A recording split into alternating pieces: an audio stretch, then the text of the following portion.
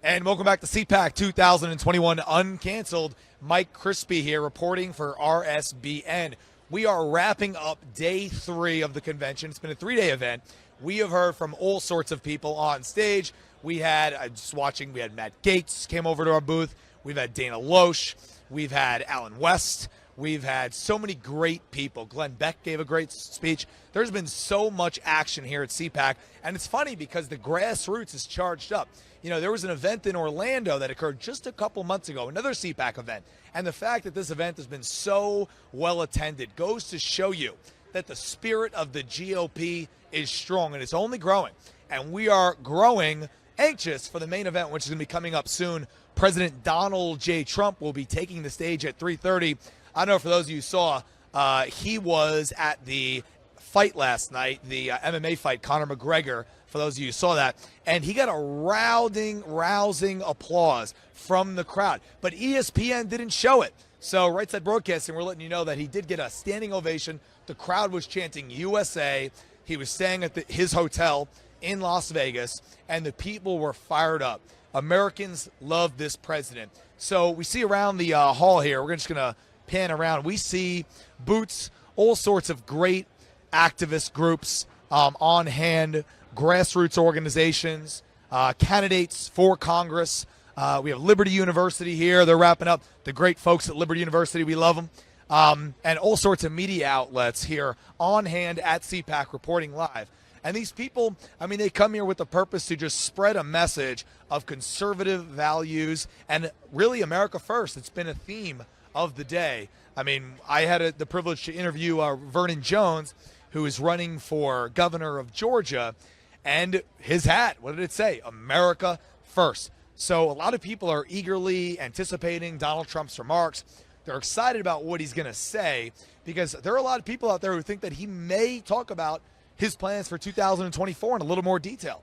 So I'm really excited about it. I know people at home are. I know everybody in this convention hall is. And we have just had some great interviews over the course of the last 3 days that I really think captures the energy, the enthusiasm, and most importantly, the platform of today's GOP, right? I mean, people, they said, oh, you know, Donald Trump, some rhinos say that the party needs to move on from Donald Trump. But everybody who's here today, everybody who, the base, right, the grassroots who are attending this event, everybody who is drawing excitement, who is drawing support from the grassroots coming up, could we get a picture, could we get this? Those are the ones who stand for America first, right? There are no rhinos here because those people know that you can't show your face in an event that is Donald Trump's party. This is Donald Trump's party. This is an event honoring the president. We have the convention hall there. I don't know if we could peek the camera in to show what it's going to look like, but an absolutely packed convention hall here waiting to see the president. We had people lining up. They were lining up this morning early. There were people at 8 o'clock in the morning lining up to get a seat to see the president speak at Cpac. So for those in there who saw on our screen, they're wrapping up some of the panelist discussions. We have news outlets here, as you can see, all over the place, people lining up. The crowd is growing, and we're walking towards the line here that's wrapping through the convention hall. So like I said earlier, people were here at 8 o'clock this morning to get their seat and to sit here all day to listen to speakers from all sorts of backgrounds all over the country. We've seen some really great stuff, but it's all leading up to a great moment, and that's when President Trump's going to take the stage. I don't know if we can go through these medals. I think we have to stay in here, right? Yeah, because we can't go out. As you can see, we have Secret Service protection here, scanning the crowd, and I mean it's just a great turnout of folks who are here to see Donald Trump. So what is he going to talk about? I think it's really interesting because this is going to be his first speech since he announced his lawsuit on big tech. And our own Brian Glenn had the opportunity to interview President Trump's lead attorney on the case, talking about what big tech has done, their overreach, what they're doing, and how the Trump administration is going to stop them. We also had the privilege of talking to members of the Trump administration who are still involved in pushing back on the Biden administration. I had the opportunity to talk to Matt Whitaker, who is former attorney general under President Trump, and he spoke about his work with Stephen Miller working together to check the Biden administration. I mean, something that he talked about that really interested me was he was talking about how the Biden administration was giving preferential COVID aid to businesses and farmers based on race, right? So if we don't have people to check this, where will we go as a country? So people like Matt Whitaker, people like Stephen Miller, who actually spoke earlier this morning, those are the people that are still working on behalf of you, the American people, to ensure that the Biden administration doesn't do anything over the line. We need to have checks and balances in this country. I mean, you guys saw, Vernon Jones was talking about earlier, that you have candidates who are running, right? The Brian Kemps of the world, and the American people are sick of them because they are all talk, no action politicians. So America First candidates are emerging. We've been talking to them, and they all agree on the same thing, that we need to have less government. We need to stop the dark money spending. We need to empower the American people. We're here in Texas, Dallas, Texas, where we have the southern border, obviously, and we've talked to people who have been concerned about the border because they want border protection. It's a huge thing for the American people, keeping our borders safe, especially in Texas. We've had a lot of great people here. They're talking about the Second Amendment as well. You know, they want to protect our Second Amendment. It's been another theme of this show, this program, rather, that we've had over the last 3 days. And we just see people here lining up. They're buying snacks. It's a great atmosphere to see the president. As you can see here, these are where the scanners were. So people, when they come in, and again, they were lined up at 8 o'clock this morning down and around the convention center that we're in Dallas, Texas. And they went through Secret Service check.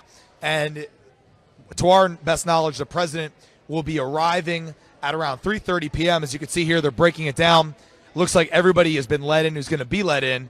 And then they're cleaning up the Secret Service, and people are getting ready to take their positions before they lock the doors, or close the doors, rather, because once President Trump takes the stage, they close the doors, everybody's sitting down, and then he's going to give remarks that are going to be watched by, think about this, we had over 500,000 people who tuned in on Rumble last week to watch President Trump in Sarasota. Over 500,000 on Rumble, and we were off YouTube. So I think today's crowd is going to be, I mean, it could be even bigger. I mean, we might be able to hit 600,000 on Rumble, maybe 700,000, because all Cpac long, we have been gaining traction on Rumble. We've had so many great patriots tuning into our Rumble that's actually surpassing YouTube, which is pretty amazing. So we're broadcasting on YouTube, Rumble, Facebook Live, on our app. And, I mean, I just am really excited about just the reaction that the people have had tuning into RSBN, supporting RSBN. I think Mike Lindell is in the house. And quick plug to Mike Lindell, MyPillow, big sponsor. If you use promo code RSBN on the MyPillow website, you can get up to 66% off on the items. They have great stuff. So MyPillow, got to support them because these events are made possible by patriots who have continued the America First agenda. You know, it was probably easy for people to, once Donald Trump left office, for people to say, oh, you know, we've been defeated. But these people have not been defeated. The spirit is very strong. And we're going to come over here and we're maybe just going to try to peek our head in one more time if we can to the convention hall. For those joining us, we're just going to peek our head in here. You can see the size of this ballroom. It's incredible. And we actually have a great congressman speaking right now from Florida, I believe. So you can see here just a massive crowd coming in. Our very own Grace Saldana, there she is. Yeah. Hey, Grace, what do you think Donald Trump is going to say today? I think President Trump, for our viewers, is going to talk about big tech censorship because that's the theme of this conference. And I think he will also, of course, hint at what's next for him. We've got a lot of endorsements floating around, possibilities, so we'll see. You think he's going to endorse candidates on the stage?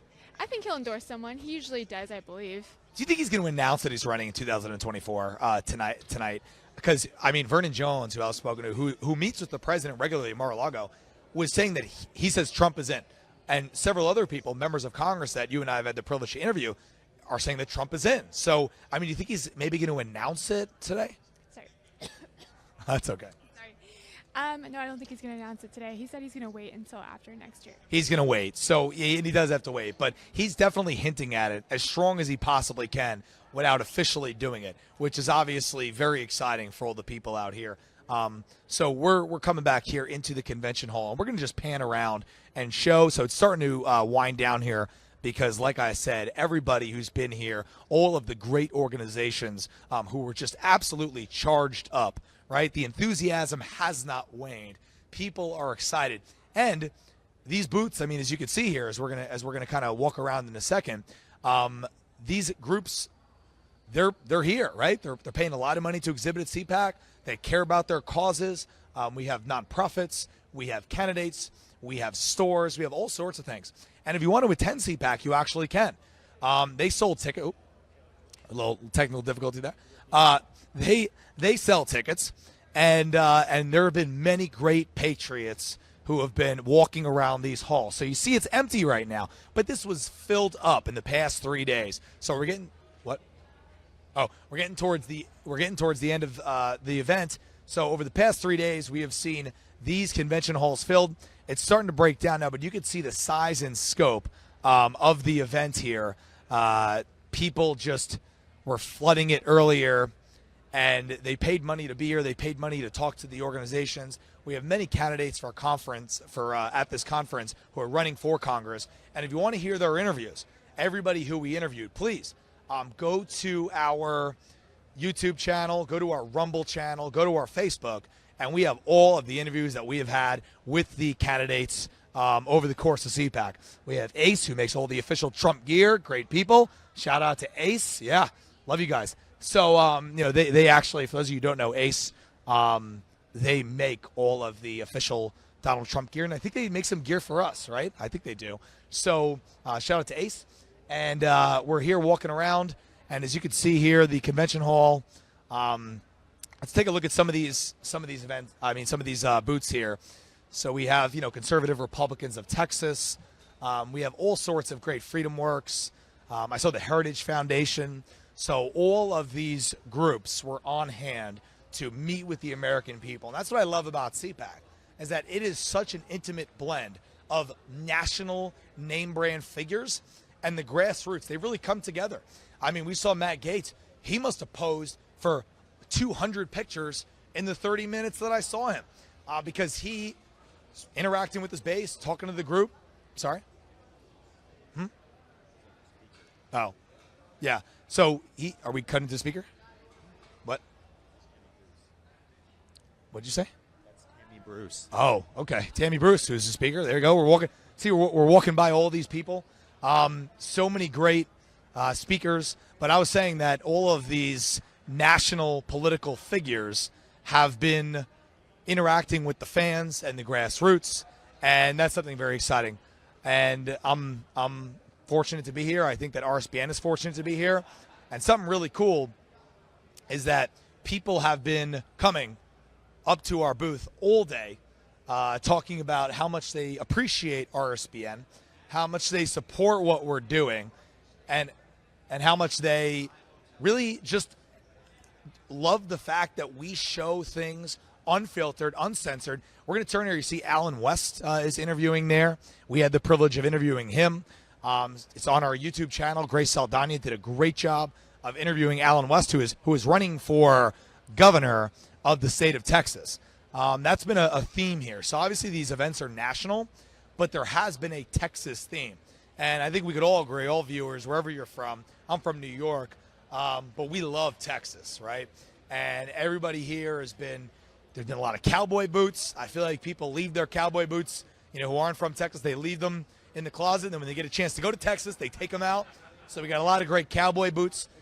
For those of you, and you didn't see this in the interview, but Matt Whitaker, our former Attorney General, has these great cowboy boots with the USA flag on them. It's really cool. So we're just getting up close and personal. And when you come to Cpac, you have interactions with these people who you see on television. You see flying on Air Force One. You see them in the cabinet meetings. You get to talk to them in person. And that's everybody, not just members of the media.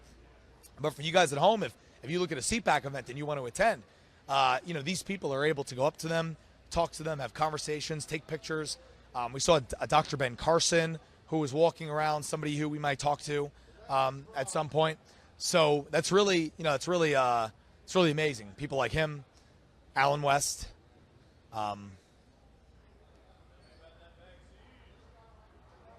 So we're just panning here, watching the cleanup, the RSBN booth here. So look at the RSBN booth. Look at our setup. I think we have the best setup in all of Cpac. Have the screen going. You see a panelist discussion going on right now. A lot of the panelists have come over. We talked to them as well. So it's really exciting here. Really exciting. See candidates. It's a great scene here at Cpac 2021. So what is President Trump going to talk about? I think he's going to talk about running again. I think he has done everything he can to hint that he's going to do it. For those of you tuning in, President Trump will be speaking at 3:30 p.m. Central Time, 4:30 Eastern, to a crowd of thousands who are on hand here at Cpac. They literally were in line at 8 o'clock this morning to get a seat to see the president. And I had the fortunate privilege to be in Sarasota covering that event for RSBN as well. And people, same thing. They were camping out days before.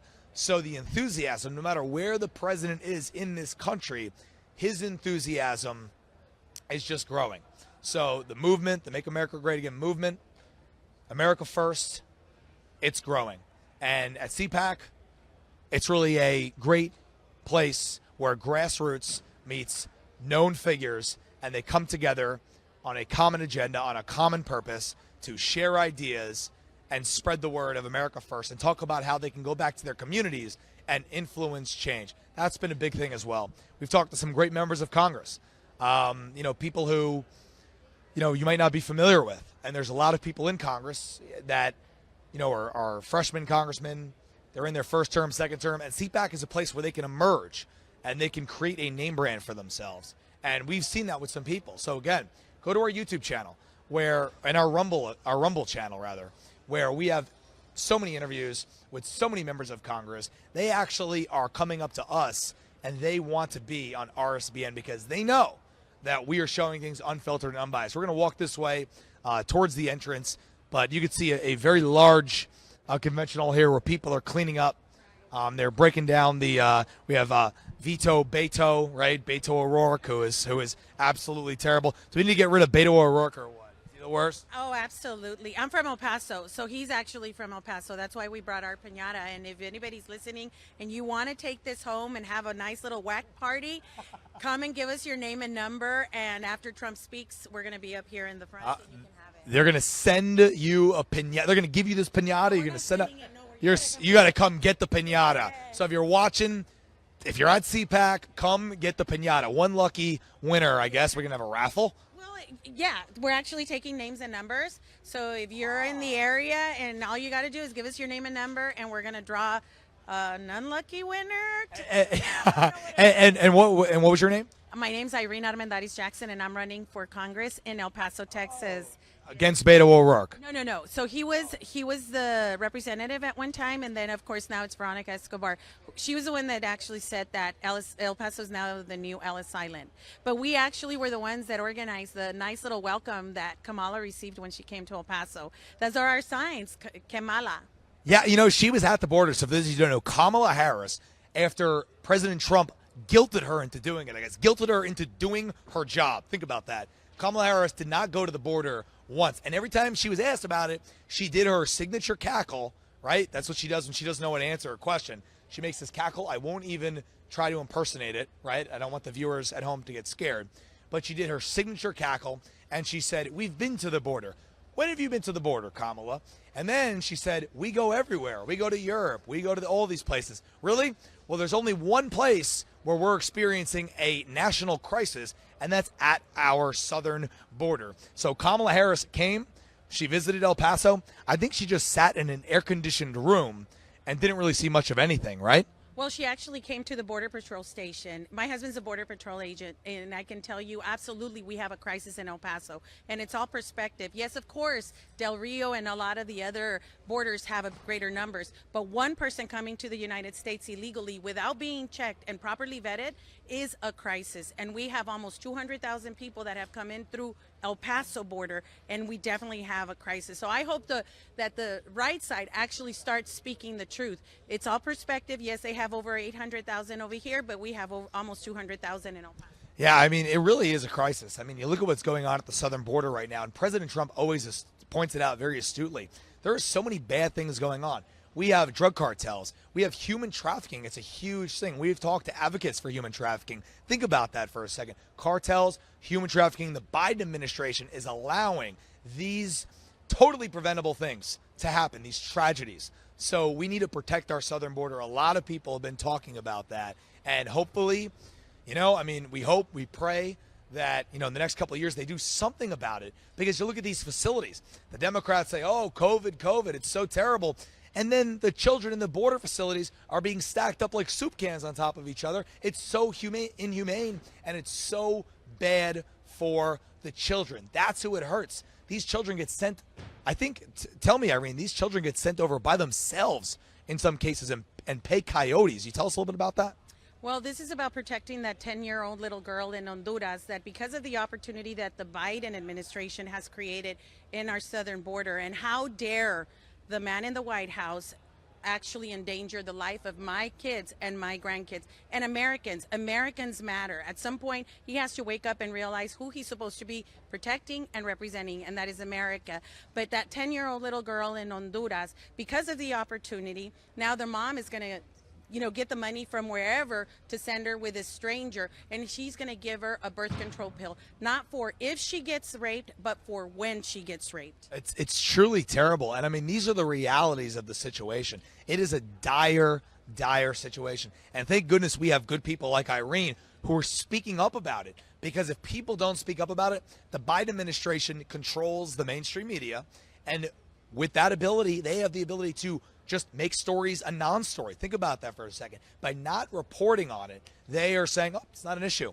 It's not an issue. We've been to the border, as Kamala Harris says. So, Irene, thank you very much. Yeah, I mean, people really need to wake up about what's going on at the southern border. And you see here this pinata, Beto O'Rourke, who said very famously, I remember in a debate, he said in his voice, he's going to take the AR-15s, they're going to take the guns. Think about that. You're in the state of Texas, and you're coming out against the Second Amendment. Look at this pinata. I mean, this is a better-looking version of Beto O'Rourke, right? This pinata has more brain cells than Beto O'Rourke, right? So we need to get out there. We need to get our border back under control, and President Trump always is talking about that, and that's why people love him, because he speaks the truth. And it's interesting because he did a town hall the other day. I saw it. I think it was Sean Hannity. And he was talking about the border, how right he was. And he said, it was very funny, he said all Joe Biden needed to do was go to the beach and the border would be fine, right? Because they put in all the policies to ensure that it would be under control. But what did he do? He undid it. And why did he undo it? Because they are capitulating to the far left, who has these idealistic policies. Oh, this is great. We're going to, be humane. But it's the most inhumane thing that people can do, right? Right. Illegal immigration endangers everybody, including the illegal immigrant. And a side of the story that we don't hear is about our Border Patrol agents, men and women at our border, at the front lines. These are women that are mothers, their daughters. Somebody is waiting for them to come home at night. Our men are, like my husband, he's a father, a husband, a grandfather. What about them? They're being exposed to diseases that have been extinct in the United States. But we don't hear that side of the story. That's humane. Yeah. So you said your husband is a Border Patrol agent, right? So tell us for the viewers at home on RSBN, what kind of experiences he has had. I mean, I've seen folks on television talk about Homeland Security, how the Border Patrol agents have their hands tied in some situations. That there's been policies that have been counterintuitive to them doing their job. They're almost doing a humanitarian mission right now instead of doing what they should be doing, enforcing the border, law enforcement. So I guess talk a little about that, your experiences, if you can. Well, yeah, of course. I mean, it's common sense. You don't have to be a Border Patrol agent to know these things. But they took an oath to protect our borders from foreign and domestic terrorists. And unfortunately, the man in the White House and everybody in his administration are the domestic terrorists that we should be afraid of, what they're doing, how they're endangering our livelihood, our families, everything that is America. For Pete's sake, is there any common sense in those four walls? And so what they want, Border Patrol agents, ICE agents, everybody that's involved in the immigration system, all they want to do is to be able to actually do their job. They took an oath to defend. They want to do their job. Let them do their job. How dare the man in the White House, with a stroke of a pen, annihilate legislation that is here to protect us? They just want to do their job, right? They just want to do their job. It's not that hard, right? They like those people. Think about that. They just want to go out there. They just want to do their job. And we actually have an interview with Alan West earlier. Oh, thank you very much. We had an interview earlier. We're going to see maybe if we could say hello to Alan West, who is running for governor of Texas. Mr. West, how you doing? Right Side Broadcasting. We met earlier. We did a great interview. You're about to head in and see President Trump? I know I got a meeting before that, and so, yeah, I guess so. So how's the Cpac experience been for those who are tuning in, watching us live on YouTube, Rumble? I enjoy Cpac. You know, it was 10 years ago I got to be a keynote speaker here at Cpac when I was a freshman member of Congress, and it's just a great gathering of conservatives, so I really love it. Talk about the fight for Texas right now. I mean, law and order, it's been a big theme. People are talking about the southern border. You obviously have great experience in that category. So talk a little bit about what Texas needs because, you know, this is a national conference, but a lot of people have been buzzing about what's going on right now at our border and law and order in Texas. Well, it's about the rule of law, and you have an administration and the Biden administration that has abdicated their duty and responsibility to protect the sovereignty of the United States of America and the sovereignty of Texas. And for 22 years, you know, I deployed to other countries to protect their country and from invasion, but yet here I'm sitting in my own country, in my own home state, and watching, you know, an invasion occur and watching a narco-terrorist organization that is undermining our state to the tune of $25 million a week, and I don't see anyone doing anything about it. So it's time for us to step up and have leadership that's going to protect the sovereignty of the state of Texas and protect the citizens of Texas and the citizens of the United States. Absolutely. One more question for you, sir. I know you're really busy. President Trump said that Joe Biden all he needed to do was just go to the beach, that he had put policies in that ensured our border to be protected. I mean, has he just been deliberately undermining President Trump's policies and making it worse when all he had to do was just sit there and President Trump had it under control? No, this was intentional to undermine the state of Texas and the United States of America. You know, the progressive socialist left wants an open borders agenda, and you have heard Antifa and Black Lives Matter, you know, go out and chanting no borders, no wall, no USA at all. They don't like the United States of America. They hate the United States of America. And we saw people like Maxine Waters and Cori Bush on our Independence Day, July the 4th of 1776, and some of the comments that they made. It's reprehensible. It's all about America. I love that. And these people, they don't like America. They literally said it. For those at home, said it in the tweet. So, Alan West, I know you're a busy man. Thank you very much. Running for governor of Texas. Thanks for joining us. My pleasure. Absolutely. Thank you very much. So we just heard there from Alan West, who is running for the governor of Texas. That is a tough man right there. I mean, he talked about his military service. That guy believes in law and order, believes in securing the borders. He's actually going to be running against Greg Abbott, who is well-liked by people in Texas as well.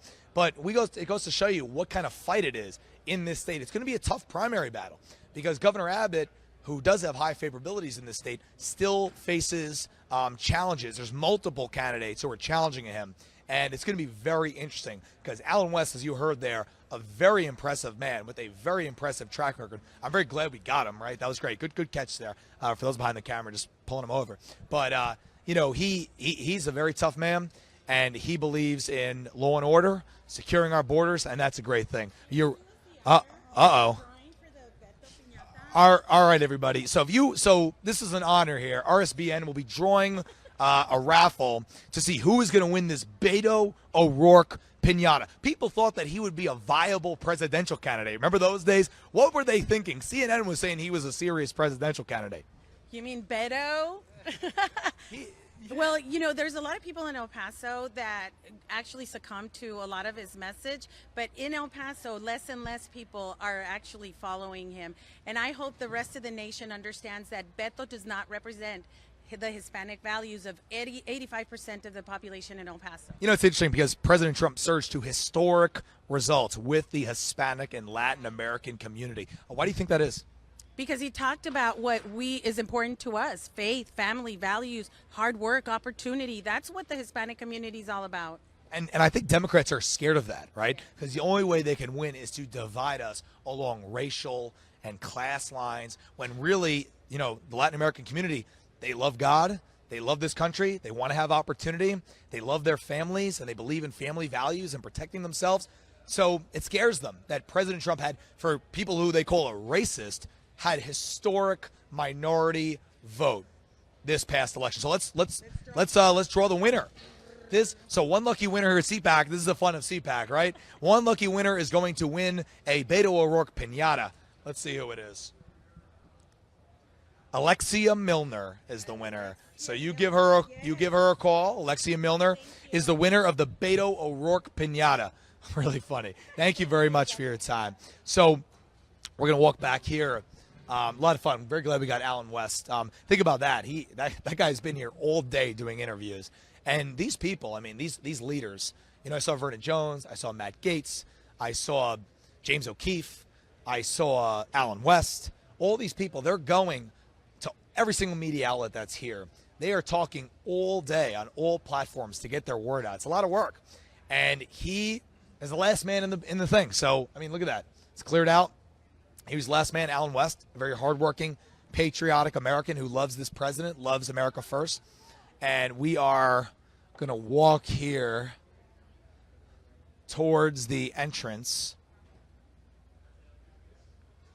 where we see folks who are, we're going to walk back into the entrance. It's an empty scene here in the ballroom. We're going to see if we can find someone to talk to about the president. There, like I said, for those tuning in to RSBN, he's going to be speaking, President Donald Trump, at 3:30 p.m. And we really appreciate all of our support, right? We have a lot of support from a lot of listeners. And then we also have great sponsors. So just a shout out to MyPillow, who is a great sponsor of our network. MyPillow, use promo code RSBN on MyPillow for up to 66% off on your order. Mike Lindell, a great patriot. He's in the building.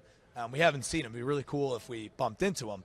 But a great patriotic American, Mike Lindell. Go support him. MyPillow. Also, RSBN. We have a new app. Download the new RSBN app where you can get all of our content, absolutely unfiltered, uncensored, and you can listen. You can see our content. So the RSBN app. Go to the App Store. Download it. Oh, we got people walking in the hall here. Let's see. Let's get it. Hey, yo. Hey, what's going on, man? Right side. Yeah, right side broadcasting. So you are everywhere, right? Jonathan Riches. Yeah, this is I call this a Trump rally. So this is my 36th Trump rally. You hear that? 36. I want to know who's been to more than 2 Joe Biden rallies. Except for his staff, I don't think anybody would do that for him. No one goes to Joe Biden rallies. Matter of fact, when he was before the election, when he had just a few of his Joe Biden rallies in Florida, there was more Trump supporters outside his rally than there was Biden supporters inside his own rally. It was pathetic. So what's been your you said 36, 37, 36 rallies, and you're going to hear President Trump speak to. What was your favorite moment at any of your Trump rallies? I know I put it on your spot here, but what was your favorite moment? 2016, it was lock her up, or fake news. When he turns around and points at the fake news and calls them out of being fake. You guys aren't fake. You guys, right side's awesome. But when he was calling out the fake news, basically the whole crowd turns around. We point at the fake news, and it's just it riles up the crowd. It's a great time. So what do you think President Trump is going to say here today when he takes the stage in just a little bit? He's running in 2024. That's what I tell you, you hear it. Everybody is hoping that this president runs again in 2024. Look at this. Here you go. Born to Ride, 45, President Trump. My goal is to get to 100 Trump rallies. That's my goal. 100 Trump rallies. You just love this president. You love America. That's a great goal. I mean, you just want to support this man. 100 rallies. I mean, he's obviously going to be, very busy over the next couple months. So where do you think he's going to be going to Arizona soon? I'm already plotting. I'm already getting the airfare together. I'm going to go there and shoot there. His son is going to Turning Point next week in Tampa, where I'm from, Florida. So I'm going to see that. I'm going to go there. That's for Junior. Wherever President Trump goes, I'm going. I'm there. I get on the plane and go. That's amazing. That's so amazing. Thank you very much, Jonathan. Really appreciate it. Yeah. This is the real network that's speaking the truth. They're out here speaking the truth. We are going to keep fighting for that because there are great patriots like you who need to see the news unfiltered. Thank you, man. Thank you very much. Thank you. All right. So you heard from just one of our great supporters. We have Latinos for Trump right here. Hey, how you doing? Hey, Mike with Right Side. Yeah. So Latinos for Trump, right? So talk a little about Latinos for Trump. What do you think President Trump's going to be saying here? You have a Trump 2024 shirt. Think he's going to be running here? Absolutely, I think so. Yes. What do you think his message is going to surround today? What do you want to hear him say the most, besides that he's running? That we are not going to let our country fall to communism. I was very excited when President Trump started talking about socialism, because no one was having that conversation, even though we were seeing it happen in all of our communities. No one was having that conversation. They didn't want to say, call it what it is. It's communism. And then we have a lot of organizations here in the state of Texas that like our People's Project or Texas Organizing Project. It sounds, the way they word it, but it's worded in such a way where you wouldn't say or think that is a communist org, and they are running communists on the Democratic ballot here in the state of Texas. And so that's a lot of the knowledge that I try to give people in my communities and people in communities across the state. So what have you done? So Latinos for Trump, what is that? What kind of activism have you been involved in with this organization? Well, for me personally, I do a lot of opposition research, like what we were just talking about right now. I do a lot of research on what the opposition is doing. Like we've got Texas Communist Party that's headquartered out of Houston, Texas. Their president is Bernard Sampson, and he got people like Lina Hidalgo elected in Houston, Texas, and she is one of the most powerful people in Houston, and that's the largest city in the entire state. And they are running more and more communists on that ballot. So I go in and I create a lot of awareness, because you have to look at what the policies these organizations are getting behind. You can't just say, well, they're a communist org, but if you look at the policies they're getting behind, like they're running on defunding the police. You've got a Black Lives Matter organization that's, they're on a special panel right here in Dallas, and they're very powerful, and they are the funds of the police department was allocated over to them. I think people look at a state like Texas, and Democrats have said that they think they have a chance. I've seen this on television. I know people at home have seen this too, that Democrats believe that they can flip Texas blue, right? So, do you think there's any chance? Donald Trump obviously did great this past cycle in Texas, but what do you make of the Democrats having this ambitious goal of flipping Texas? I've seen them organizing. I've seen organizations that is a communist organization, like, in my opinion, of Texas Organizing Project, and they had already registered over 75,000 people to vote in the last cycle. They've got people like the Castros and Beto O'Rourke that are working with that organization, and they are registering people to vote every single day. So if you're a Republican, I highly recommend you get involved in your community, get involved in being an election clerk, get involved or just vote to help out in elections, and get voter deputy registered so that you could register other people to vote. But we've got to get more involved. And as Republicans here in Texas, we've got to stop with that mindset. It has to stop. We have to stop thinking, oh, Texas is always going to stay red. All our major cities and all along the border towns, those cities are not, they're blue. They're blue, and now we've got Democrats going into our rural areas. But we're out there. Did you see the Laredo Trump train? How they came out en masse? That was us. We were the ones organizing that and brought those people out en masse. Amazing. No, it's activists like you at the local level that are going to ensure that all of our states, all of our quote-unquote swing states, which Texas is not, but the Democrats like to think it is, are going to stay red. And you bring up a great point. You have the towns on the southern border that a lot of them are blue. Actually, one of them flipped, right? I think one of the towns. Zapata, which they were also in our Trump train as well. Amazing. And for the first time ever, they just opened their first Republican headquarters in Zapata. Wow, that's amazing. So you have towns. There is hope for those towns because they realize it. They see it. The residents of those towns see it on the southern border. They see an assault. They see people coming in where the local law enforcement in those towns are tied up. The resources are tied up dealing with border crossing crimes and not with the crimes in their city. Imagine if you were home in your city and your local police department was tied up dealing with illegal aliens and not the actual crime that's being committed in your city. So, it's very dangerous, and I think you bring up a great point. So, what else are you planning on in the future? And I guess, what do you recommend for people? Because you're obviously a great local grassroots activist. What do you recommend people do in their local communities to get involved and help save America? Well, thank you for asking. It's a really good question. I think that people should definitely reach out to their local headquarters. Find your Republican local headquarters. I can guarantee you that they're networking with organizations like mine, which is Latinos United for America, Latinos for Trump. We're with the founding organization that started out of California, but we're nationwide. So you can reach out to us. We're at Latinos with the number 4 Trump.net, and we'll help you get involved in whatever city or state you're in. Thank you very much, Jen. Appreciate it. All right. President Trump speaking here soon. All right. I don't want to keep you. I know you're going to go in there and watch him. So, Let me give you my card. sure. Thank you very much. Latinos for Trump. Thank you, Jen. Appreciate it.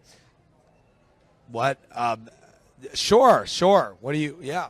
I am from California, and I'm an activist, and I believe in what we're saying here about getting involved and stuff, but I think we forget to mention that how we're going to do that. We need to get back into the neighborhoods. We need to do, in California right now, we are organizing precincts and voter registration. We're not talking about voter registration. I think that's a great point. I'm glad you came up to us. You want to talk to us. But so think about that.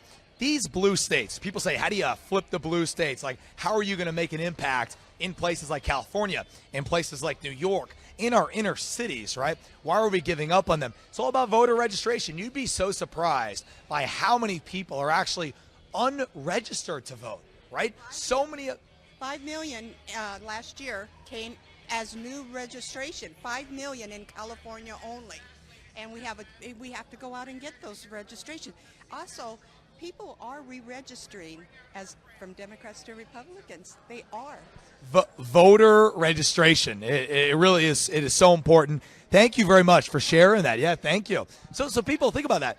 She came up to us. She wasn't plugging herself or anything like that. She just wanted to talk about people registering to vote. How cool is that, right? That's what they care about. These people love this country, and they're putting the country before. Really, they could be doing anything on this weekend, but they're coming to Cpac because they want to network, and they want to talk about America, and they want to talk about doing things that are going to save this country and preserve the greatness that is America. So we're gonna pan around here. We're gonna walk around. We see folks here. We got young fans. So we're just seeing here, for those at home, we're seeing the outside. For those of you joining us, appreciate everybody tuning into RSBN. Mike Crispi here reporting, and we are in Dallas, Texas, where President Trump is going to be giving a speech to America, right? This is people call it a Trump rally.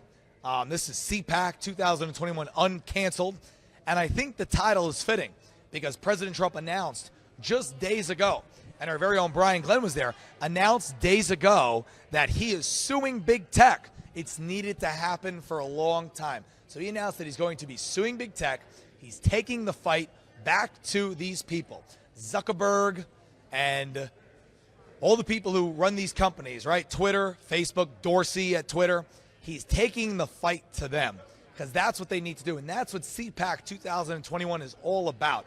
Again, this is a meeting of grassroots activists and elected officials. They're coming together in a setting to exchange ideas, to interact with one another. This is a great opportunity for the folks at home to meet their representatives and for the representatives to get a pulse check with the base. So it's great for both people, and it's really amazing. So we're going to walk over here and just walk towards the door where the president is going to be taking the stage here. And a big fan. We have some. So this is Karen and Charlotte, who are big RSBN fans. They came over. So I mentioned earlier that people came over to our booth all conference long. They were coming over to the RSBN booth, just telling us how much they appreciate the work that we're doing, that we're showing unfiltered coverage. So Karen, how's your Cpac experience been? And you brought your daughter along. So Karen, talk about your experience at Cpac. Why are you here? What did you hope to get out of it? And we're towards the end now. So what are your final thoughts? Well, I'm absolutely blown away. I mean, this is our first Cpac, and I decided to bring I'm a homeschool mom, so I homeschool my 3 kids, and so this is basically part of their education this week. But I brought Charlotte, she's 14, with me. It's been amazing. I mean, I'm meeting so many great people. I feel at home, finally. I'm from California, so it's a little tough over there sometimes, but and I appreciate you guys so much for all you do. We actually can find the rallies, and we can find all the true news here. So it's been wonderful. So and Charlotte, so you are 14 years old, right? And this is probably your first political event, right? So what have your thoughts been on the last couple days? It's been insane. It's been pretty overwhelming, but it's been really cool. Like seeing everyone and meeting everyone. So who is your favorite person that you've met? Have you met any Congress people, politicians? Did you meet anybody like that? We met Matt and Mercedes Schlapp. They were really kind to us, and it was really cool to meet them. Amazing. Like I said earlier, the great thing about Cpac is that grassroots people who just love this country and are local in their communities and spreading the word, they're meeting their representatives. They're meeting the people who are their voice on a national stage. So President Trump is about to speak here. I'm sure going to be headed into the convention hall. What do you want to hear him say as he takes the stage? Because this is big, right? This is his first event since he announced that he's going to be suing big tech, right? Huge. So, and this Cpac event is, astutely called America Uncanceled. So, what do you want to hear President Trump talk about? What do you think he's going to talk about?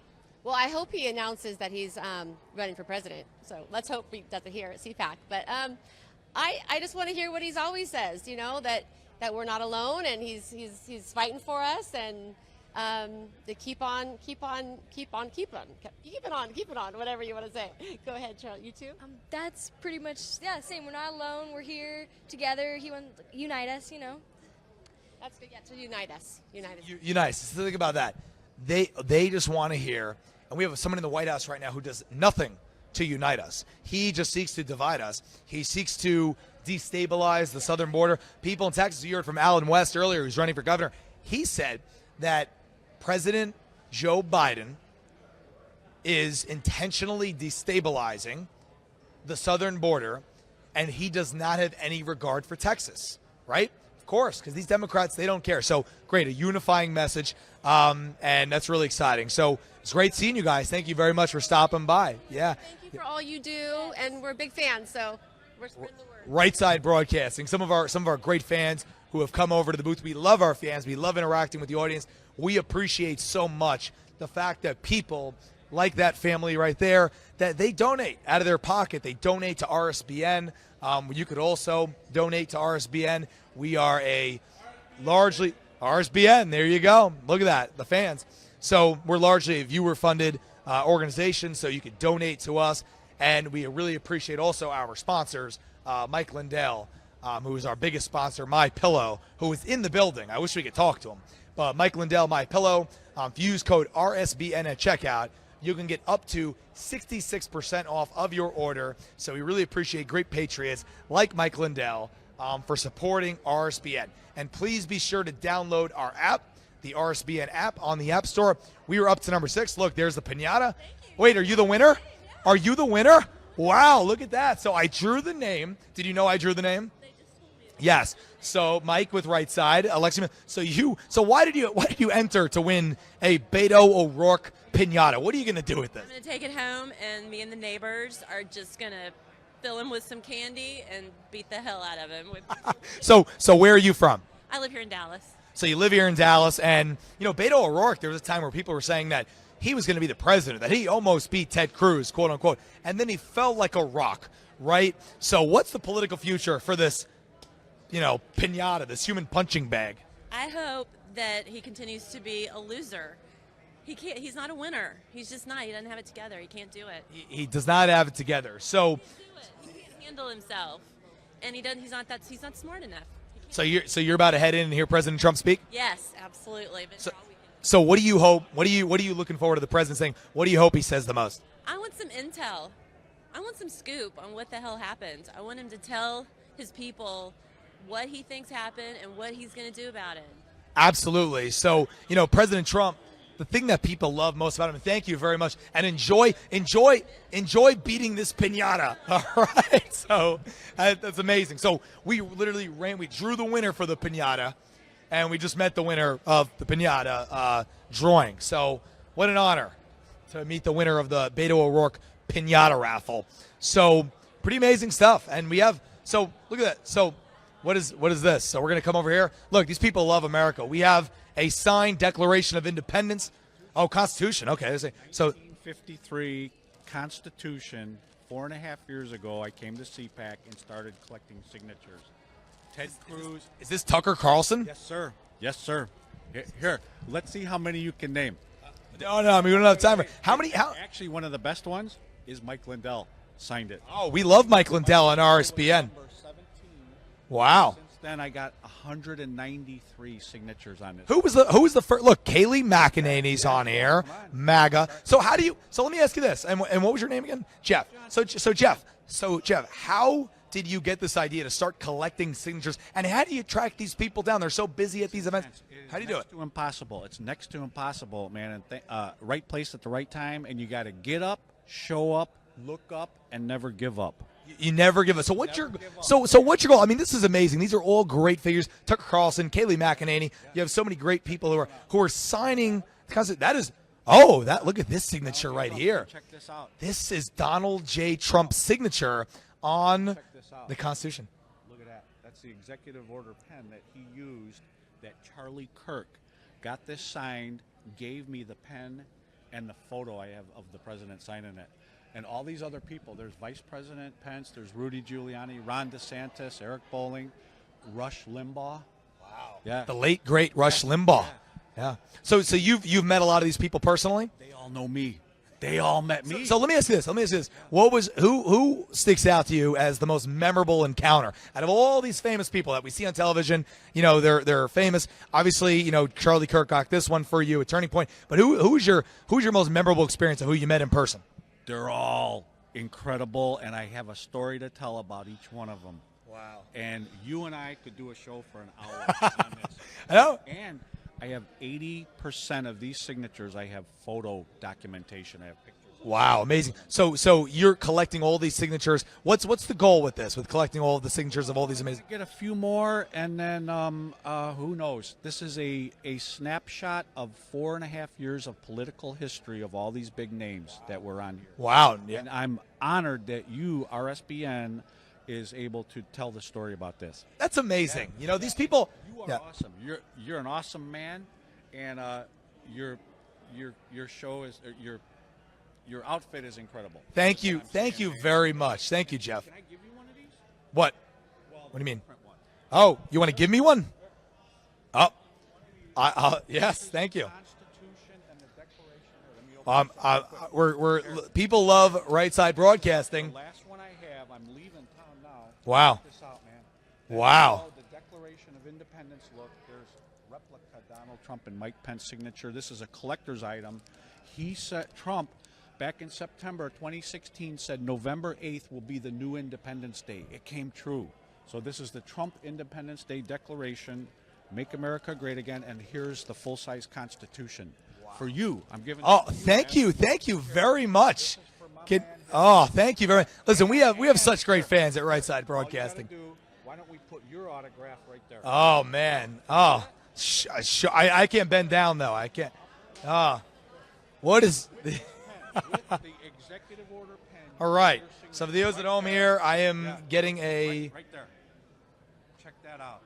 Thank you very much. This is for you. That is so kind. Right there. Thank you very much. Off to the highest bidder, and we'll spend hours and days on our SBN. Thank you very much. I appreciate it. Yeah. Thank you so much.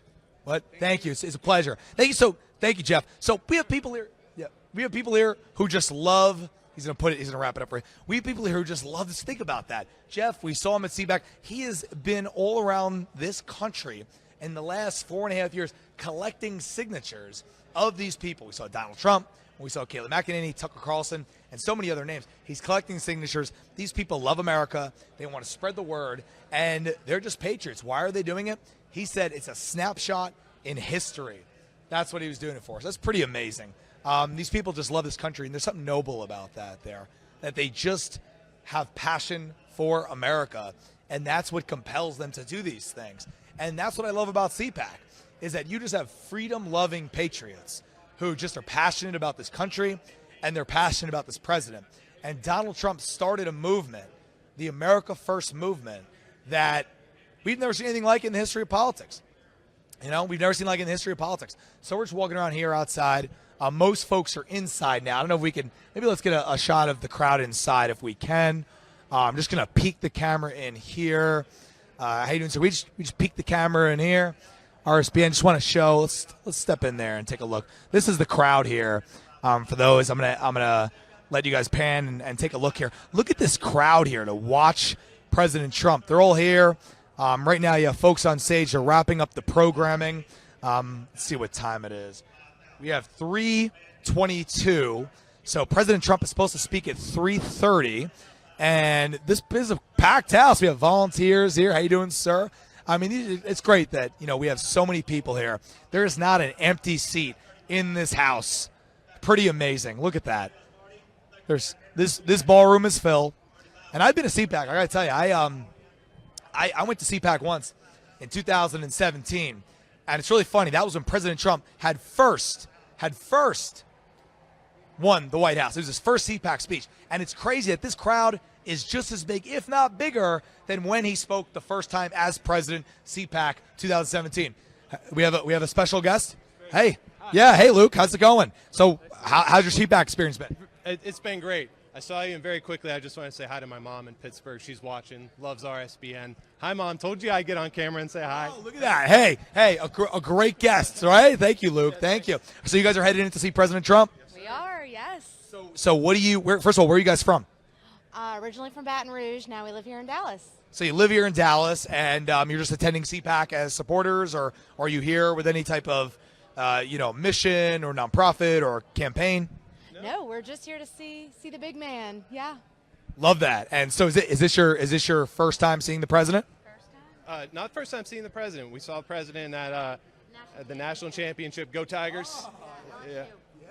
Yeah, but the first time in a setting like this, first time at Cpac, so we're excited. Wow. Well, yeah, so for those out there referencing President Trump, he always attends sporting events. He was at the Conor McGregor fight last night in Las Vegas, and he got a standing ovation from the crowd, and ESPN did not even show it. They didn't show it. And in Baton Rouge, he got the same thing. I remember that. He got a standing ovation, right? So what was because again, the news media didn't show it. So what was the atmosphere like when President Trump entered the stadium? So before the game, the LSU fans and the Clemson fans are chanting back and forth. The stadium's divided down the middle. The president comes out with Melania. The whole place erupts. It's chanting USA 4 more years. The entire place erupts. And when we went and watched a replay of the game, we realized that not only did they not show the president at first, they turned the volume down on the crowd. So it looks like the crowd is silent, but it was rocking in there, and the whole place was electric. Wow, that is incredible. Why did ESPN turn the volume down? Yes. See, that's what they do. And we have great camera crews here at RSBN, and they would know that is probably not what you should be doing as a camera person. So President Trump's going to be speaking. This is probably the first time you're going to hear him give a speech, right, because you saw him there. So I've been asking people that we've been talking to outside the hall, what do you want to hear him say most today? What do you think his message is going to be? Oh, my gosh. I don't even know. I'm excited to hear. I hope he talks about big tech. I know there's been developments this week with big tech and the lawsuits and the class action lawsuit. So as somebody who's shadow banned on social media and had posts taken down constantly for my small audience of family and friends, I constantly have labels on everything and threats to lose my account. So I hope he talks about that and the power that big tech has on the influence everywhere. You know, it's interesting because you said you're getting deplatformed to your audience of family and friends. So it's not just people out there, these political figures with big audiences. They seek to crush people like you guys, just Americans, just people doing your thing, giving your thoughts.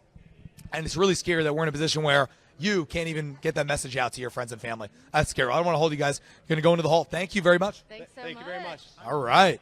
Here you go. So you heard it there. Great people. That's great folks from Dallas, Texas. They're here. They want to see the president speak. And they were at that was a great story about the LSU game. As we were talking about how President Trump, who always shows up at these sporting events, was at the MMA fight last night, Conor McGregor, and they were chanting USA, USA. When he came in, ESPN, we were watching it. The RSBN team was watching the fight last night after the coverage of Cpac, and we didn't see that. We had to read about it from people who were in the venue, right? So pretty incredible.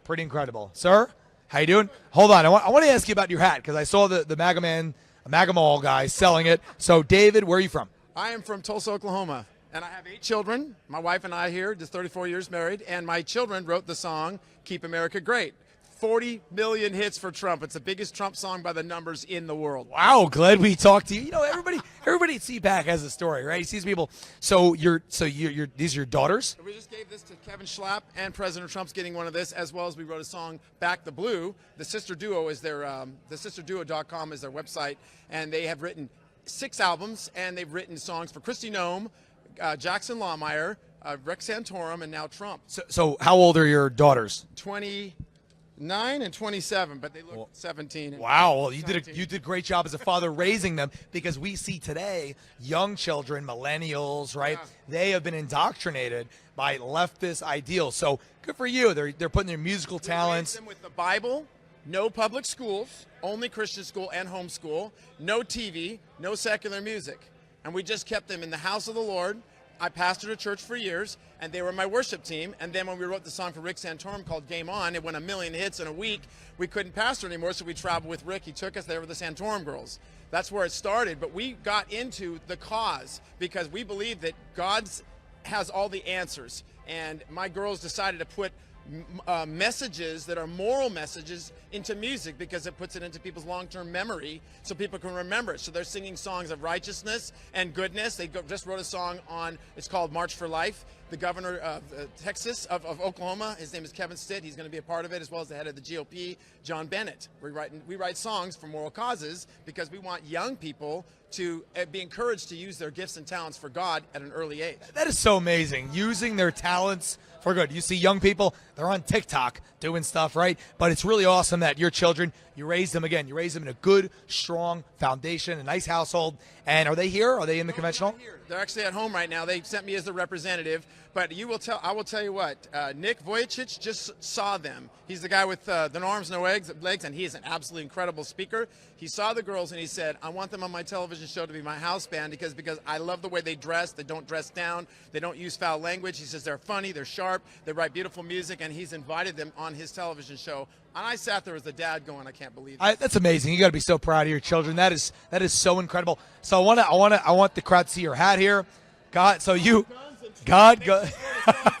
called It All Comes Back to Guns. They just wrote a pro Second Amendment song, and that's going to be it's not even recorded yet. They're singing it for that's amazing, and that was from the MAGA Mall, right? Who were selling all this awesome paraphernalia. I don't want to keep you, but Dave. Oh, is this for me? Yeah, this is for you. Wow. This is for Brightside. You guys can play these songs anytime you want. They've got all kinds of wonderful music there, just waiting to make you happy. Oh man, thank you very much.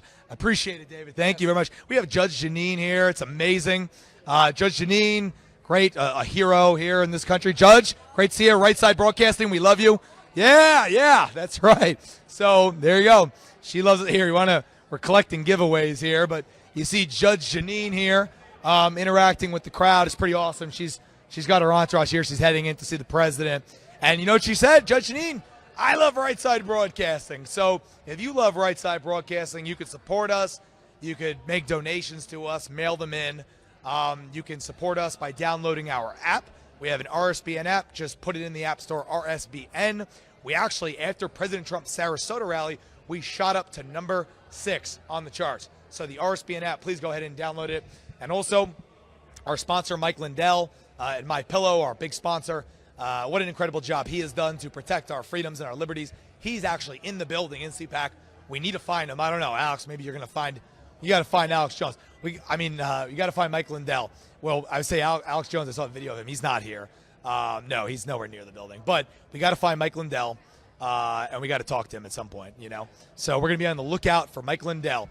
So we have people here. Just panning the crowd here. Let's come back and look into the audience, how it's filling in. So you can see here, we are just panning the crowd. Hey guys, we're just taking a look, showing people the crowd. Right, look at this amazing crowd. So we got some songs going on right now, patriotic music, and we have a packed house here, and really appreciate everybody who are tuning in to RSBN. Again, special shout out and thanks to Mike Lindell at MyPillow. And if you want to support Mike Lindell, MyPillow, our great sponsor, you go to MyPillow's website, use code RSBN for up to 66% off of your order. So MyPillow, Mike Lindell, a great patriot. We're just out here the crowd really, as you can see, has thinned out. Folks are headed into their seats. They're getting ready to hear the president speak, and everyone's wrapping up Cpac. It's been an action-packed couple days. Action-packed couple days where we've heard from so many great people.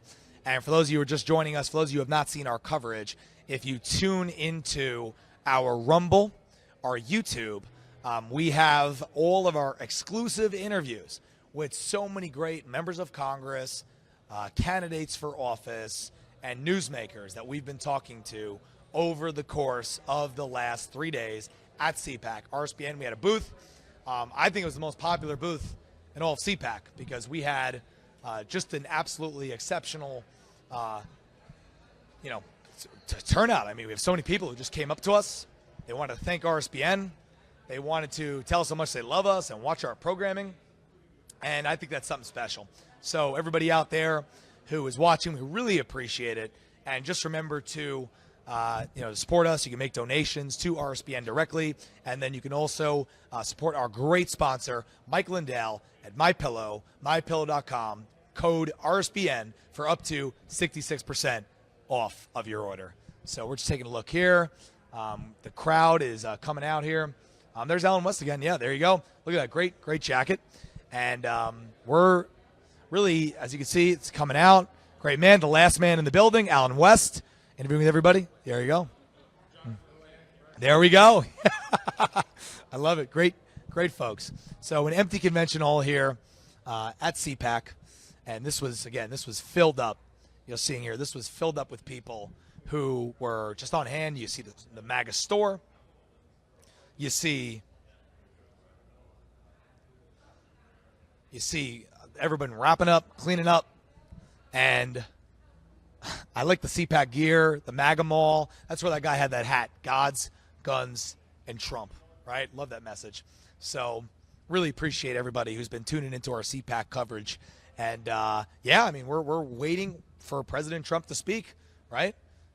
What's going on, man? How are you doing? Hey, I'm doing good. Yeah, Mike Crispi, RSBN. Yeah, Julian. So are you you're last man in the hall, huh? How's Cpac been for you? It is exhausting. My feet hurt. Oh, man. So what have you been doing here? What was your mission in coming to Cpac this week? Well, I'm running in New Hampshire's 1st congressional district for Congress, so I came down. I was told I need to be here for Grand Opportunity USA because I was helping him out with a few things. And Media Row is pretty much where I've been the entirety of the time. So you are running for Congress in the state of New Hampshire? Yes. And how's that campaign been? How is Republican politics in New Hampshire? Like, how's that political climate? Because a lot of people talk about New Hampshire during presidential season, right? Because it's one of the first states. But how's the congressional race? How's that shaping up? I'm a grassroots guy, so I'm on the ground. I'm dealing with voter integrity. I've been working with the New Hampshire Voter Integrity Project. I'm basically an activist running for Congress because we believe that limited government and you're supposed to get things done in the private market. So that's what I've been doing, is try to get things done without government. As far as everything right now, I'm seeing the largest level of activism I've ever seen in my state. Everyone is engaged. They're really looking into candidates. They're seriously vetting people, and I'm absolutely loving it. Everyone is really pumped up for 2022. So how long have you been involved? So you said you were a grassroots, on-the-ground kind of guy. How long have you been doing this for?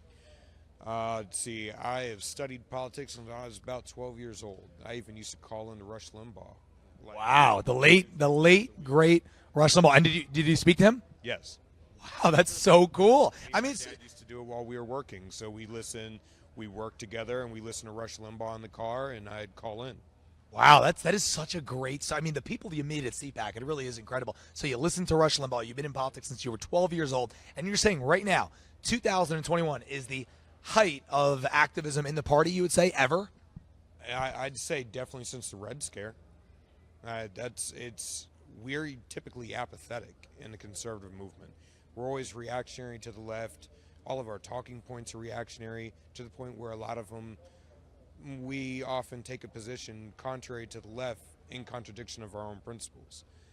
But I'm not seeing that on the ground. I'm seeing people actually trying to do what we should have been doing 20 years ago, which is fix our communities where we can, get on school boards, run for local office in every area in the country.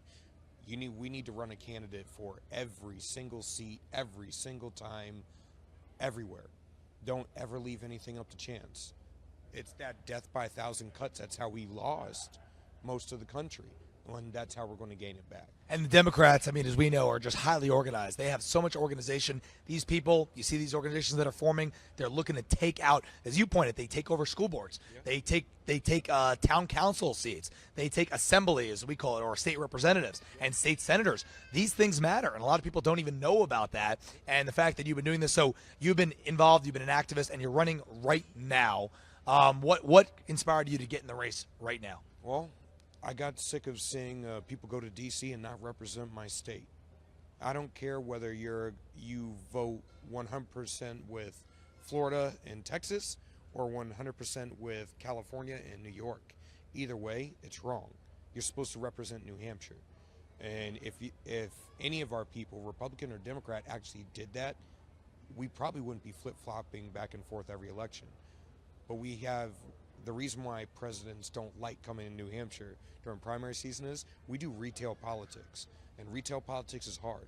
That means you actually have to meet people, you have to shake hands, and honestly, Trump is the only person that really defied that. His rallies were the only thing that really broke that cycle. But he still did it in the beginning. You have to go to the small coffee shop. You have to hear from small businesses. My family, we're small business owners. I understand what it means when politicians screw up because it hits my kitchen table. I'm a regular blue-collar guy, and I got sick of people going to D.C. that they say one thing and they do something else. And I got sick of people going to D.C. and trying to make a career out of it. There you go, trying to make a career out of it. That's why, I mean, we've seen people here who are advocating for term limits, right? So do you are a term limits guy? I imposed my own term limit. No matter what, whether it's the House or Senate or whatever, I'm not going to be in D.C. for more than 12 years. I don't want to. I like drinking my bourbon, smoking my cigars, shooting guns, and blowing stuff up with tannerite. Like, I like being a dad. I like being a husband. D.C. sucks. I'm only going there because I have to. Because the only way we're going to change anything is if normal people run for office and sacrifice a few years to make the country better. What a great message. Julian, thank you very much. Glad we can get a little bit of your time with RSBN. Thank you very much. So last man in the conventional, running for Congress. The people you meet at Cpac, running for Congress. The man loves America. You heard it. D.C. is filled with swamp creatures who have made a career out of it. I think that was a great statement there. And he's just a regular blue-collar guy running for office because he wants to change his community. And he said sacrifice time out of his life, 12 years, he said, and do it to make the country better. And that's the kind of politicians we need. And these type of politicians that we've seen here today that the crowd loves are these America First, grassroots type folks. And the days of stuffy rhinos are over, right? The days of Liz Cheney, right? Those people are done. So it's great grassroots folks at Cpac. All sorts of candidates are at Cpac. And, it's really great to see and hear people's stories. So I think this is all done in the convention hall. But we're gonna come back out here to the lobby and see if there are any more folks in the lobby, because I feel like most people at this point have probably take to their seats, because I think it's past 3:30, right? I think it's 3:40. So I believe that President Trump any minute could be taking the stage. So people are certainly in their seats. I'm looking right now. Oh, it's going to be coming here because was that Schlapp coming up on stage? Are we taking that? Probably. Yeah, interesting. Let's take a look. Let's take a look here inside here as we're wrapping up the program. This is the last thing. Usually what happens at Cpac is you have the Schlapps. So for those of you who don't know, Mercedes Schlapp and Matt Schlapp, they organize Cpac. They head up the American Conservative Union, which is a group that puts on the Cpac events. And they always, and the Cpacs that I've watched on television that I've been to live, they usually always speak last right before the main event, right? When I was back in 2017, it was President Trump. And then all the events since. And now I believe it's happening right now because they usually roll the promo video. And there we go. And look, we have Governor Kristi Noem. Kristi Noem, Right Side Broadcasting. Mike Crispi, Right Side Broadcasting. You had a speech. How's your Cpac experience been? Oh, I love it here. I always enjoy coming to Cpac. It's great to be around so many conservatives. Amazing. So what do you expect President Trump to say today? I think he's about to address any minute. I think something exciting. We'll see. I'm sure he'll speak about the election, but I'm sure he'll talk about the future of America. All right, one of the great governors, Kristi Noem. Thank you, Kristi. Thank you very much. There you go. There's people, like I said, the people you see at Cpac. Kristi Noem, governor of South Dakota. It's funny. She was talking about how the Biden administration canceled the fireworks at Mount Rushmore. Cancel the fireworks at Mount Rushmore. Why? President Trump always jokes about it. He says the fireworks can't light the rocks on fire. So why did they cancel it? Purely political, purely politically motivated. Sounds great. Good spot, Alex. There we go. We got a team here at RSBN spotting people. It's funny. We wanted Kristi Noem to come to our booth. She's clearly very busy. She went around. I imagine she's probably going to go backstage, maybe have a word with President Trump. But we caught her coming around, and that's really the cool thing about Cpac, is that all these national figures, she's somebody who people are talking about. She might be a vice presidential candidate, right? As if President Trump is going to be running again, she very well could be a candidate for vice president. She's had a great relationship with the Trump administration, and she gave us a couple minutes, said that she expects some really exciting announcements. So, we're going to see a lot of people here. I don't think that Donald Trump is going to announce today, but I think he's going to say some exciting stuff. So, Kristi Noem there, a great spot from Alex. So we're coming up to quarter two. I think Trump is going to be 3:43. We're going to walk over here. We're seeing the ballroom cleared out. For those of you just joining us, because President Trump will be taking the stage at any minute, Mike Crispi with RSBN. RSBN is proudly sponsored by our great donors and supporters. So if you want to support us, we are a viewer-funded organization. Please look us up. You could donate. You could, I think, donate in the YouTube, right? In the YouTube thing, you could literally in the live chat donate to us. RSBN, we're viewer-funded. So find out how to donate. We really appreciate the support. And then also supporting our sponsor, Mike Lindell at MyPillow. Mike Lindell, a great American patriot. I believe he is in the building. And Kimberly Gilfoyle is here. Well, maybe we'll get a word with her. But we're just coming through the hall here, and it's the people you meet at Cpac. So Kimberly Gilfoyle's in the house. Maybe we can get a word from Kimberly. Hey, Kimberly, do you remember you were on my podcast, Red, White, and Truth, with friend of Sydney? Oh, Right Side Broadcasting now. Yeah. Congratulations on all your guys' success. Thank you very much, Kimberly. We got President Trump coming up any minute, right? You gave a speech. So what's been your just reaction to Cpac so far? It's been incredible, actually. Just robust support for America First policies and the agenda that President Trump put forward. He's really looking forward to speaking here and addressing everyone. We just had a wonderful roundtable with supporters for him, and this is incredible. It's a movement that is unstoppable across this country, and the president remains committed, and he is going all out to support the people that put him in the office to begin with, and he's very excited about this speech tonight. So excited. How about that Sarasota rally, huh? We were on hand to hear you. I was there. That was and they stayed through the rain. It was lightning, everything, because that's the level of support and love that people have for this president and for the country. So it was wonderful to see, and he's going to do it again, and wait to hear his speech today. It's going to be fantastic. Oh, I think that's a preview of something special to come. Yes. You think there's going to be some surprising announcements here, some special stuff with the crowd? Just an incredible content and from the heart and 100% authentic and genuine. The President Trump style is amazing. All right. Thank you, Kimberly. I know you're busy. Thank you very much. Great to see you. Kimberly Gilfoyle, see? It's the people at Cpac. She gave a great, we were on hand to cover her Sarasota speech where she spoke with Don Jr. It was really awesome. They always bring down the house when they speak. And Kimberly Gilfoyle is so great. She's so gracious. She actually came on my podcast, which airs on RSBN Thursday nights at 11 p.m. It's called Red, White, and Truth. Kimberly came on. Kimberly, we love you. Love you at RSBN. Thank you very much. Have fun. And there you go. Love it. Kimberly Gilfoyle, folks. One of my very first interviews on my show, Red, White, and Truth, which airs Thursday nights at 11 p.m. on RSBN. If you're watching the coverage, you can find the show in the app. You can find it on Rumble, YouTube, Facebook Live. But, again, the people you meet at Cpac, they're all over the place. They love the people. We got people running up to take selfies with Kimberly. So gracious with her time.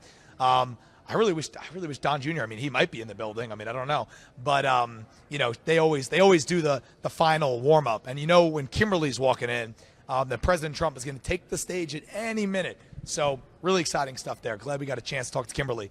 Again, we got Alex spotting these people. It's pretty great, you know, and they're all excited to say a couple words. Alex with RSBN. Alex, I got to ask for your take here. So you've been helping out all Cpac long.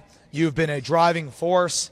You have been interviewing, just having great interviews with members of Congress. What's been your favorite takeaway from Cpac? Because you've interviewed some great newsmakers over the past 3 days. I have really enjoyed getting to interview a lot of these people. I like to say every time I've gone to the bathroom this Cpac, I have run into somebody every single time. I was trying to go yesterday. I ran into Caitlyn Jenner. Right afterwards, I ran into Yvette Herrell. Now we just ran into Judge Jeanine, Kristi Noem, and Kimberly Gilfoyle all within the span of 15 minutes. So I've really enjoyed getting to run into all of these people throughout Cpac. It's incredible. And these people, it's funny because the one thing they all have in common is they all love RSBN, right? Yes. They stop because they respect the work that RSBN does. And again, if you want to support RSBN, MyPillow, our great sponsor, Mike Lindell, MyPillow, code RSBN for up to 66% off of your order. We love Mike Lindell, right? Have you seen him? I mean, he's here. I haven't seen him yet. No, I saw his booth, though. He has a booth set up. I haven't seen him yet. But I heard he was in the building. So I know he's in the building. You're spotting everybody, but Mike Lindell, I mean, we got to get him. I mean, we got to find him. If I run to the bathroom, I might run into him. So that's the funny thing about Cpac is you run into all these folks just while you're walking around, as Alex said, when you're going to the bathroom. So pretty amazing. And we got President Trump is going to be taking the stage any minute. Alex, you're news media, you're a smart guy. What do you think President Trump's going to talk about? Well, I think first and foremost, one of the big issues that's huge in Texas is immigration. And we've heard a lot of people talk about that, not only just in interviews, but when we've just walked around talking with everybody here. They are really into immigration. And another thing that they're really big on is the oil and gas industry, which is what Texas is very much known for. And we sat down with Yvette Herrell, who is a congresswoman. She's from New Mexico, but it's a very similar climate to Texas, and I think it's an issue that's very important. So with energy and immigration, I think he's really going to hit hard on that, and the policies that he had and the policies that Biden had, and how they're so different, and how Biden's policies have just undone all of the hard work that President Trump had done over the past 4 years and have just put America down a spiral in horribleness. Spiral of horribleness under Joe Biden. Well said by Alex, who is a correspondent on our network, RSBN. So, yeah, I mean, any minute now we have President Trump who's going to be taking the stage. I want to come back into the crowd here for you guys to see it every couple minutes for those of you just joining, because President Trump will be taking the stage at any minute. We are Right Side Broadcasting covering Cpac 2021 Uncanceled. Cpac 2021 Uncanceled with the keynote speaker on Sunday afternoon, President Donald J. Trump. The crowd is in their seats. We can come into the hall, right? You do whatever. Just going to pan the crowd here. Look at this crowd here. Everybody is eagerly awaiting the President of the United States. We have a full house of thousands of people waiting to hear President Trump. It's pretty amazing. So this is the hype video that's playing right now. It's pretty. Matt Schlapp and Mercedes Schlapp do great work. We're just going to let you guys take in this moment for a second.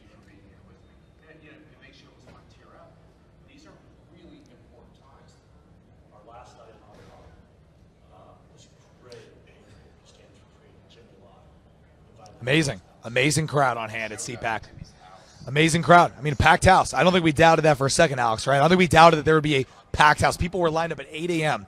to take their seat, to get a good seat to watch the president. Well, people have been here actually for days just waiting. Cpac has been the span of several days, and the big event tonight is President Trump, and people have we've gotten even more people coming in today now that the president here is there. There's not an empty seat in that room, I'll add. There is not one empty seat in that room.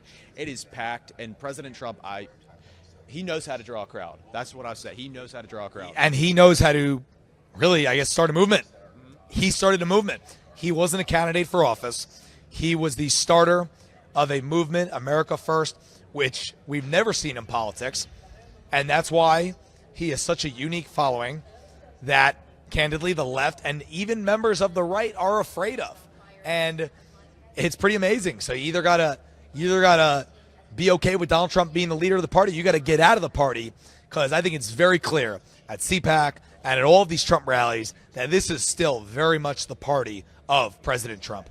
Oh, it's the party of Donald Trump, all right. You don't have anybody wearing a Liz Cheney or a Mitt Romney hat around here. It's all Trump everywhere. Trump signs, Trump shirts, Trump hats. We've even seen people bringing around bears that had Trump hats on them, the little MAGA bears. We've had just so many Trump fans here. Yeah, the party is long gone from being the party of Donald Trump. This is the party of Donald Trump. I will say that. You know, it's amazing because for those of you who don't know out there, President Trump has been speaking at Cpac long before he was president. I think he's spoken at Cpac almost every year since 2012, believe it or not. Did you know that? Yeah.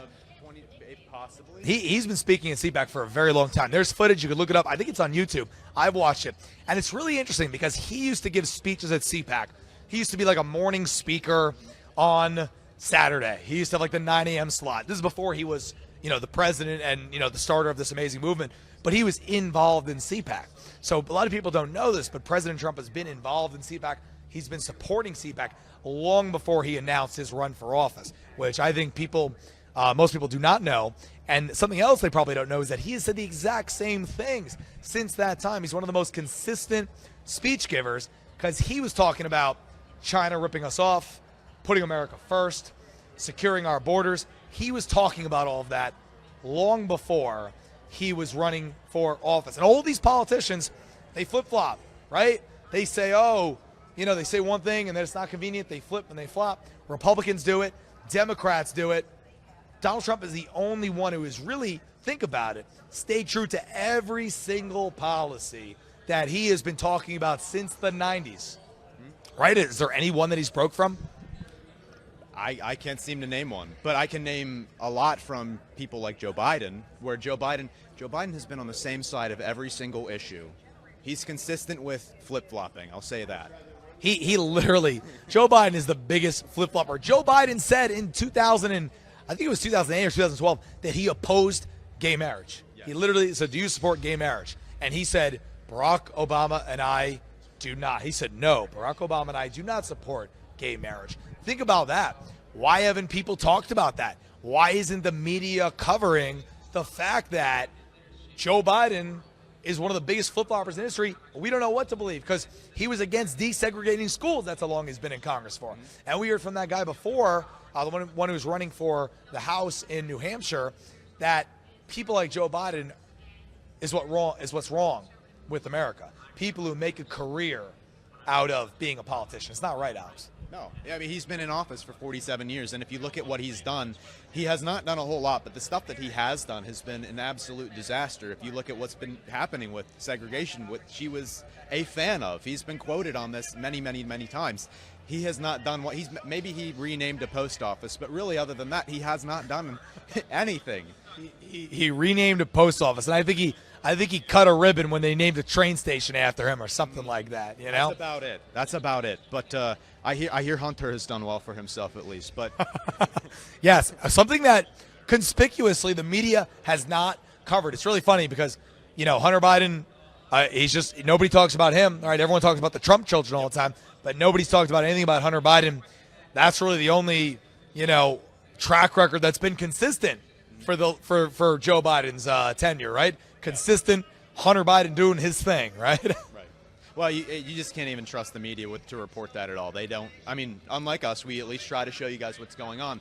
But you look at this mainstream media stuff, they're reporting on President Trump getting 2 scoops of ice cream and saying that that's bad. I mean, really? Yeah, talking about 2 scoops of ice cream and not the fact that Hunter Biden got $2 million from the mayor of a Russian city, right? It's incredible. Yeah. Well, yeah, $2 million versus 2 scoops of ice cream. I know what they should cover, but what they actually do, it's hypocritical. So I wouldn't expect anything less from them. Wouldn't expect anything less. And I think right now they're showing this hype video here.